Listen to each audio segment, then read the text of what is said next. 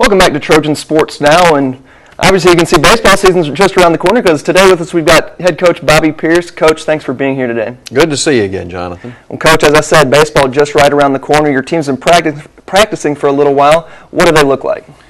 Well, going back to August when we started that practice session, I've really enjoyed the team. I like our team, and talked about many times before going into this into the preseason and now almost to opening day.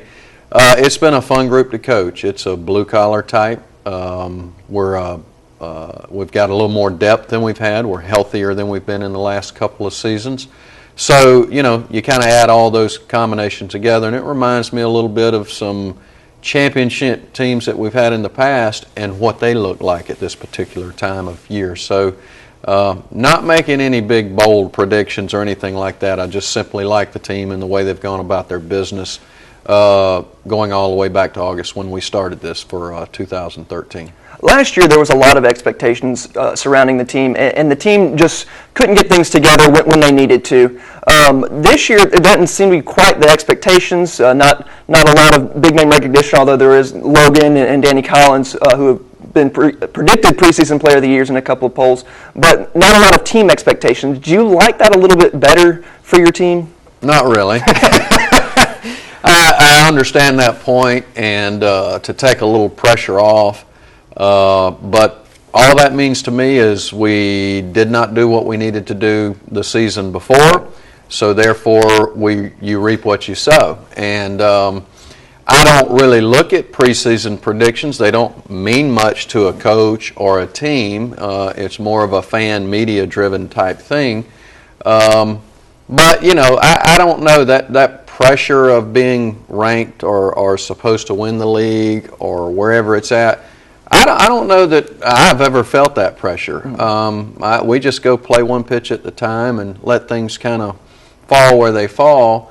And last year, we started with the preseason player of the year, pitcher of the year, supposed to win the league. But those guys and that team earned that from the previous year's work. So, no, I don't expect to start off at anywhere close to the top this year. We'll probably be more in the mid-range.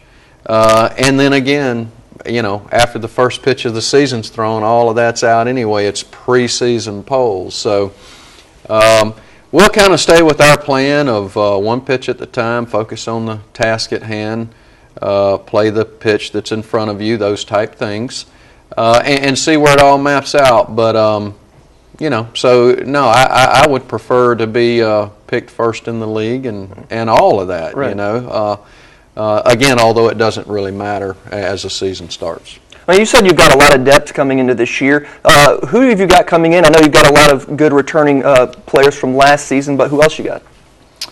Well, outside of the returning players from last season, Trey Santos, a left-handed hitting first baseman, had a great fall and looks like he'll fit right in the middle of a good offensive lineup. And then Dave Hall had a bad foot in the fall, but since he's kind of been back and getting after it, we've liked the potential, the hitability, and the power potential that he brings to the lineup, being what appears to be a run-producing type player. Garrett Pitts was a middle infielder that was brought in to play a lot for this team. Struggled a little bit in the fall, but he's still a talented player, and we expect a lot of big things out of him. So those are some of the position players. There are others. On the mound, Will Starling, Tanner Hicks, two guys that come to my mind. Muggsy Howard is a guy that was a two-time relief pitcher of the year down in the Panhandle Conference, a good junior college conference in Florida.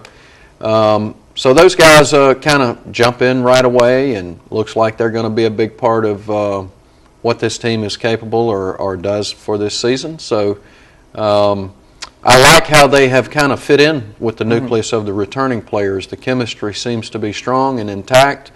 Not something you get every year as a coach, something you certainly want. But that appears to be strong and healthy at this particular point. So, again, that's some of the reasons I'm optimistic about the season. And going back to the returning players, I heard you mention earlier that some of the returning guys are switching positions. Logan will be doing some playing third base a little bit. Danny Collins may be moving to the outfield some. Are you worried about that defensively at all with that adjustment? Or I'm sure they've been practicing it all the time, so it's something they're used to. Well, in those two cases, both played a lot of summer ball this summer in very good league and did those things there. Carried through with the fall in those areas. For Logan, he kind of came up as a third baseman anyway. We kind of moved him out of his position when we moved him to first. Danny's a pretty good athlete, so to get him out in the outfield in space to run around, he's made that transition to this point look fairly seamlessly. So I'm not really concerned. There's always growth and progress and improvements that need to be made, but in those two cases, it's gone pretty easily. And it also really helps your lineup to be more versatile. You can play them in different positions, use your matchups against no doubt. Pitchers. And we stress that a lot from day one. Right. We need that versatility. We need to be able to move the parts around. We need the depth to be the championship caliber team. So you're right, Jonathan. The versatility of being able to play right field this inning, but need to get over to left the next, or come in and play an inning at first or third. It is great versatility that any good ball club needs. Well, let's look at your schedule a little bit. It all starts coming up soon with Florida A&M starting at home. Talk about that weekend. Well, that weekend for us is always exciting. Opening weekend, college baseball across the country. Everybody gets a little giddy about that, you know. For us, it is a 4-game weekend. There is a doubleheader on Saturday, a little bit unusual. Normally a 3-game. This year it's a 4-game. And that starts a great home schedule again that Coach Smart has put together that is very fan-friendly and also RPI-friendly. Of course, you got to win your games to get the RPI points, but he's put us in position with the schedule to reach that delicate balance of playing as many games at home as you can get, but keeping a strength of schedule up so that your RPI is strong enough to hopefully get into the tournament at the end of the year. So, it's a good schedule. We'll have the opening weekend at home, then we go to a big series on the road at Central Florida. Play Texas Tech, UConn, and Central Florida in that. Return home for a round-robin weekend against Southeast Louisiana and Hartford. Then another tough weekend with Southern Miss coming to town, which will be the final non-conference series prior to getting into conference play. So it's another solid schedule that, like I said, does the things that we need for it to do, and we think it's a great schedule for season ticket holders and fans of all sorts. Well, let's talk a little bit about that Orlando weekend. It's a little bit different than what you see a lot of times in baseball. Normally you're playing one opponent for 3 or 4 games in a weekend. This time you got 3 different opponents, 3 good opponents, and you'll have to kind of work on your game plan and your lineups and changing throughout the weekend. What's that going to be like for your team? Well, remember back to it's been a few years back now when we used to host the tournament in Dothan. Right. This kind of format is a lot like that, so we're accustomed to it and familiar with it. But you're right, a lot of teams don't ever play in a tournament format throughout the season, or a round-robin format. So we've done that many times before. What it does mean for coaches is you never leave the ballpark.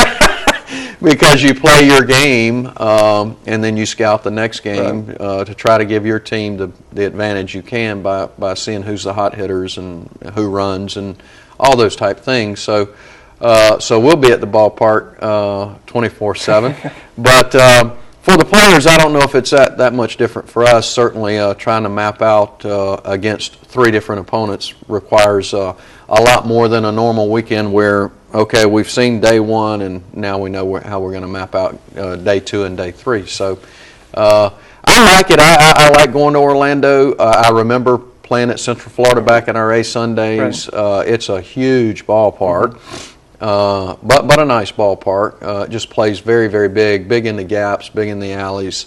A lot of triples, maybe some inside the Parkers that you don't see much. Just that kind of big of a ballpark. So we're looking forward to that weekend. And what about the Sun Belt schedule? Who are going to be the tougher opponents this year? Who's picked at the top of the league?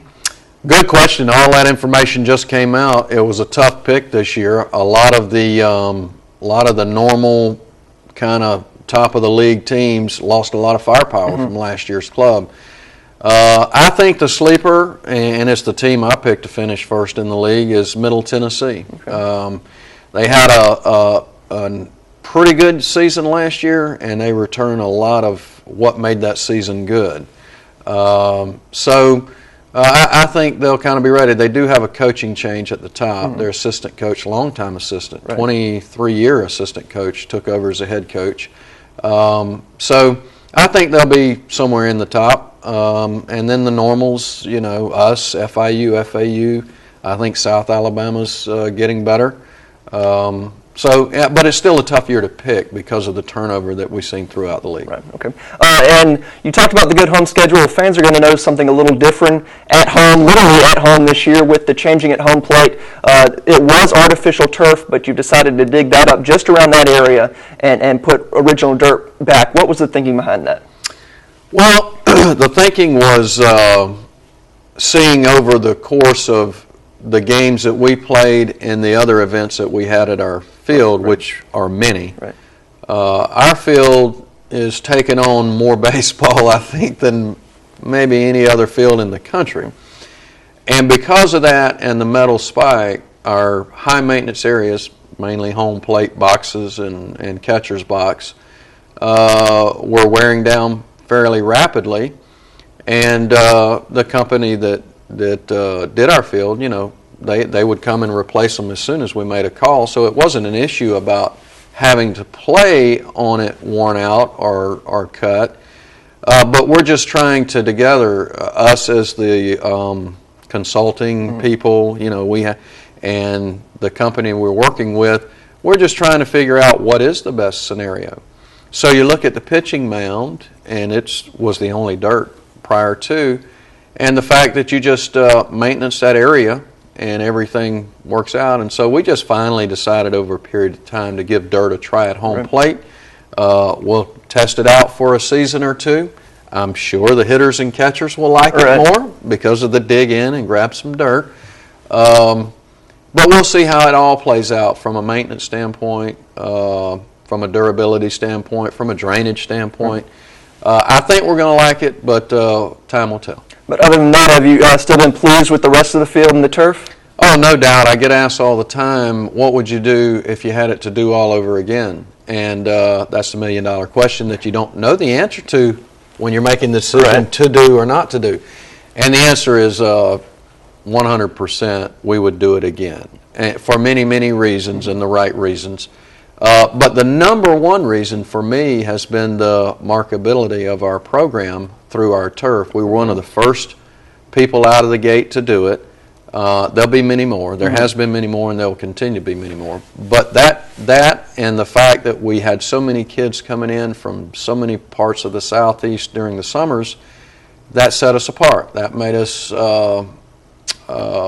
unique. Mm-hmm. So they would go back to their homes, Orlando, Jacksonville, Knoxville, Atlanta, wherever they were, and hey, have you seen Troy? And the word starts to spread. Right. So that really helped promote and market our program. So if that were the only reason, I think it's been worth it. But there's other obvious advantages as well. All right, Coach, we're running out of time, but I know you're excited about the season. I know a lot of fans are, but thank you for joining us, and good luck on the season. Okay, thanks, Jonathan.